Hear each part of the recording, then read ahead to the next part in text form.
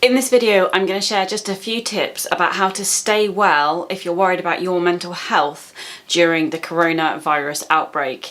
And these are generally applicable ideas that you can use for yourself or someone that you're concerned about, and they are mainly good for kids, adults, anyone.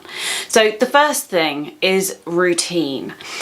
One of the things that is likely to happen as things stop running, if you're in a country with school closures or perhaps you've been asked to work from home, is that the normal things that we do each day aren't happening in quite the way that they normally would.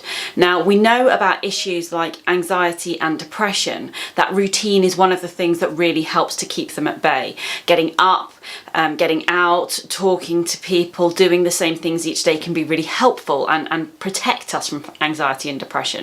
If we're going to be staying at home, self-isolating or working from home, then that routine might fall by the wayside. So we need to create new routine. And as part of that new routine, be thinking also about your self-care. So I'd be thinking about things like looking after yourself, getting up, getting clean, getting dressed, even if you're not going to leave the house.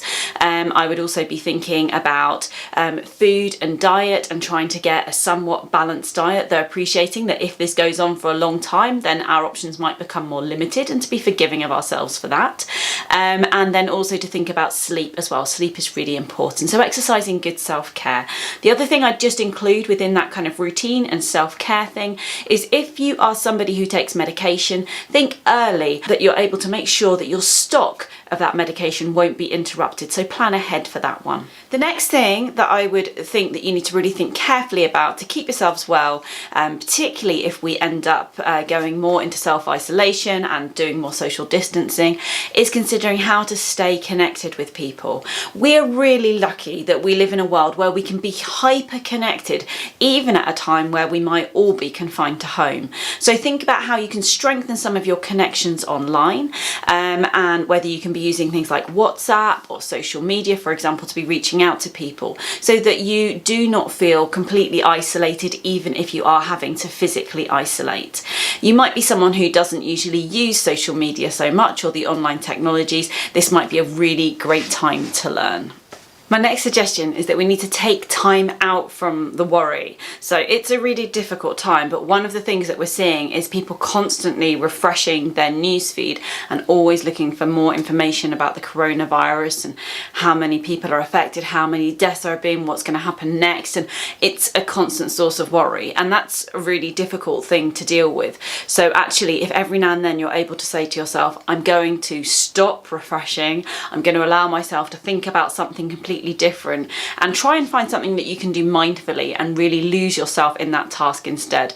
I would encourage you, if you can, actually to turn off your devices, to unhook yourself from kind of news sources and so on, and actually just get lost in something that you know that you can enjoy for a few moments. Just give yourself a chance to reset a little bit. Of course, we want to know what's going to happen, but this constant refreshing, constant checking, constant worrying is something that can really, really build our anxiety and feed into kind of low mood and worry and things as well. So giving yourself time off from the worry, really, really helpful. Next, we can look to kind of somewhat control our fears, our worries and our concerns using the if-then strategy that I've talked about in other videos. And this is actually by kind of getting all our worries out, writing them all down, making a list of them, and then thinking for each of those worries in turn, well, if this happens, then what will I do? Thinking which are the things that we can control, thinking which are the things that we might need to accept that we perhaps can't control, and actually trying to understand which of those are real risks or not. It's really difficult times, and who knows exactly what's going to happen, but we can be thinking carefully about what are the things I can do something about. We've all got lots of if-thens going around in our head, but remember, if you can catch it and name it, then you're in a position to potentially tame it. So name those worries and consider, if this does happen, then what will I do next? Finally, I would encourage you to think, if you can, beyond the here and now and try to make some positive plans for the future. We don't know exactly how long this is going to go on for. We don't exactly know what the consequences are going to be. But if we get very lost in the difficulties that we're facing right now, or the challenges that we might be facing in the coming weeks, then we're more likely to get very bogged down by it, to feel very stressed, very anxious, very low as a result. It might be really nice to think about things that you might do in 6 months' time, or a year's time. Plan for the future. Remember that there will be a time beyond this, and think about the things that you might enjoy then. I hope this helps a little bit. I don't have all the answers. We're having to learn together here. If you've got ideas, things that are working for you, for your loved ones, for those that you're caring for or supporting, do leave them in a comment down below. And if it's helpful for me to create other videos, let me know what questions you have. Let me know what would be helpful, and I'll do my very best to support in any way that I can. Until next time, bye.